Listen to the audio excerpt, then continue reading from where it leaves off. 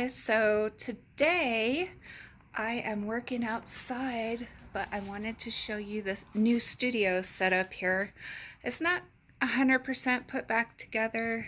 Um, I do have quite a bit of organizing left to do, but all the main parts of the studio have been moved. I had my husband put new shelves up for me that will actually hold weight. Uh, when I installed the shelves, they just fell over. But as you can see, I have it organized. So this would be like jewelry making supplies, and then down below on this shelf unit is just more rocks. In these two totes are blank canvases. This is all tools. And then looking over here on the other side, I moved this great big cabinet out, and that is more tools, hand tools. And then I just have 6 totes, each divided into different projects that I work on. So this is all my copper work. This is just art supplies. This is painting supplies. I have one for silver making, and Dremel work, and a couple of others. So yeah, I'm really happy with how this turned out. So now I have more access to my supplies, and I'm also able to work on more projects at one time, and hopefully all the way through to completion. Now this is stepping into the newly finished studio space.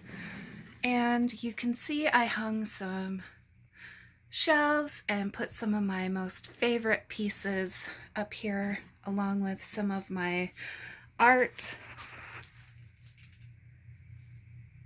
It's a strange art, I know, but I'm strange, so that's okay. It suits me well.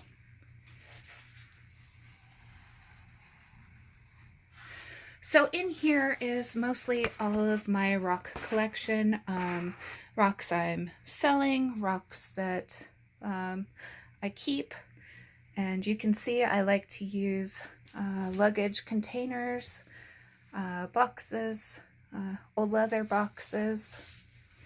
And then my husband installed these shelves earlier. They work really well. I can actually hang from them, so I know I don't have to worry about all these boxes of rocks falling on my head while I'm working on, my videos. I got all my new equipment set up. My next video will be a review of the Dipolux, so I will leave a link for that if you are interested in checking that out before I do the review. And then over here is just a basic boxes full of rocks and slabs and things I'm selling. Here's some of my art and favorite rocks, special to me.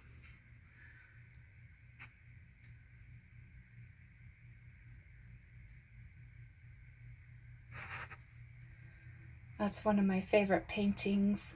There's a lot hidden within that one painting. A lot of symbolism.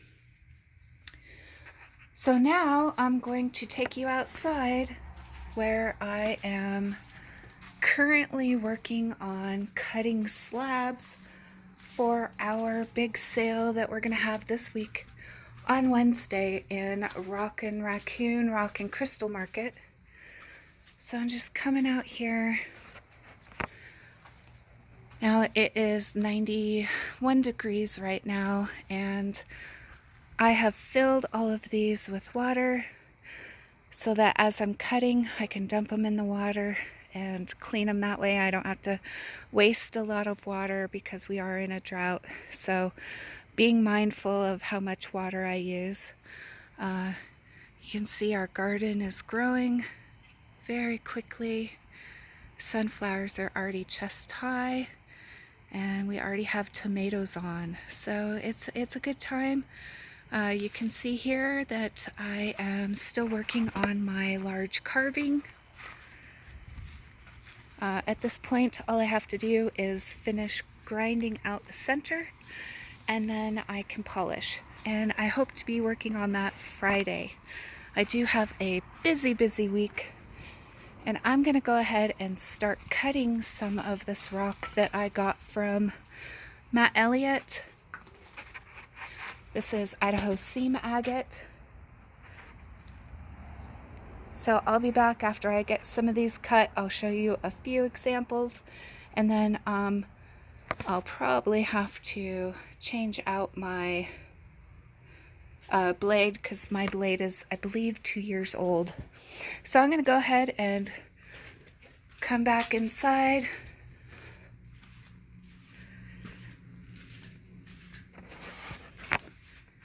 So when I do want to show you one thing. When I go to polish that big rock, see, I'm just going to use this tool right here. This is just an angle grinder, and then it's got concrete polishing pads on it, which work really well for polishing calcite. So the honeycomb calcite is what I'll be using, and you can see here, it is not actually Tiffany stone. It is just full of the pads that I use for polishing. So I'll be back.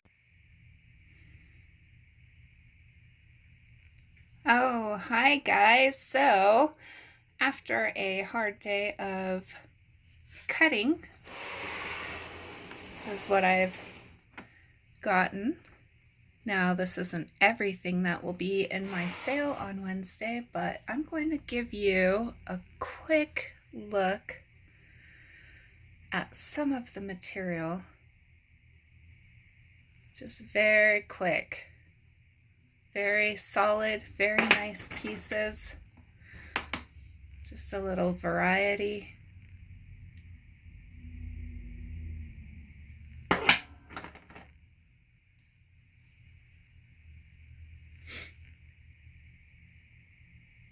I really like this one. Looks like flames. Nice plumes.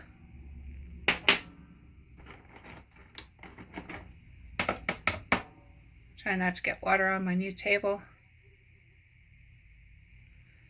So these are all about 6 millimeters thick, some thinner than others, depended on what I had going on at the time. There will be